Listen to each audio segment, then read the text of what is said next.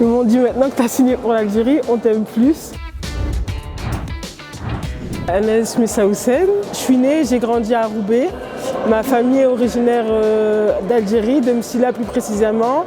Ma grand-mère est arrivée en France et ensuite elle a eu ses enfants en France. D'ailleurs, je voudrais dire Fikhatar Msila, parce qu'on m'a dit toujours, si tu es interviewé un jour, tu dis Fikhatar Msila. Alors je suis très contente de pouvoir le dire aujourd'hui. J'ai commencé l'escrime avec l'école, j'étais en CM2, donc à peu près vers l'âge de 10 ans. Ma tante maternelle, elle en avait fait quand elle était plus jeune, donc elle m'a incitée, elle m'a poussée.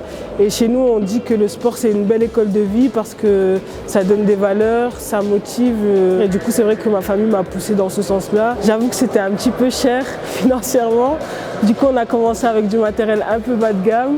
Mais alhamdoulilah, par la suite, les portes elles se sont ouvertes. Il faut savoir qu'il y a 3 armes en escrime, l'épée, le sabre et le fleuret.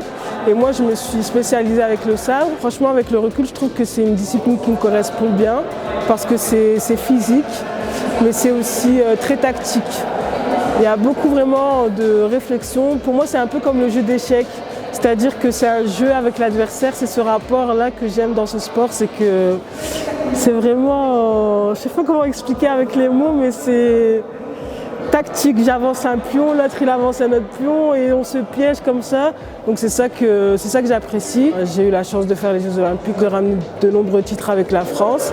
J'avais décidé d'arrêter l'escrime pendant la période du Covid parce que c'est une situation qui m'a beaucoup freinée, on va dire, dans ma discipline. C'est-à-dire qu'on n'avait plus accès à l'INSEP. L'INSEP, c'est le centre où on s'entraînait à Paris. Du coup, financièrement, ça devenait aussi compliqué de devoir allier l'entraînement, le fait de vouloir pratiquer et aussi le fait de devoir subvenir à mes besoins. Du coup, j'ai pris la décision d'arrêter. Pour moi, j'étais satisfaite de ma carrière. Je commençais à grandir, j'avais 27 ans. Donc je me suis dit pourquoi pas, peut-être que c'est le moment de tourner la page. Donc je travaillais du coup en EHPAD en tant qu'aide-soignante. Mais en fait, les plans d'Allah sont les meilleurs. Il y a le DTN de la Fédération algérienne d'escrime, Bilal, qui m'a contacté pour savoir si j'en avais vraiment fini avec l'escrime, qu'est-ce que je voulais faire. J'avais vraiment l'impression d'avoir tourné la page, que pour moi je ne reprendrais plus jamais les armes comme on dit. Mais quand ils m'ont appelé, ça m'a quand même fait quelque chose. En plus, représenter l'Algérie, je pense que quand j'ai annoncé ça à ma famille, tout le monde était fou. Ils m'aimaient encore plus. Ils m'ont dit maintenant que tu as signé pour l'Algérie, on t'aime plus. Donc c'est vrai que c'était comme une fierté quand même de pouvoir représenter l'Algérie. Et c'était aussi un bel hommage, je trouve, que je pouvais me rendre à ma grand-mère. Elle était très fière de ses origines, elle nous a transmis cette fierté.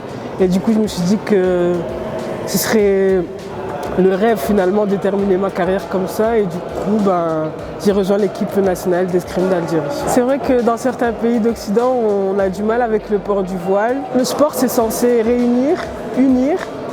Et par certaines lois, certains pays essaient de justement exclure certaines femmes du monde du sport parce qu'elles portent le voile. Alors que pour moi, ça devrait être tout le contraire.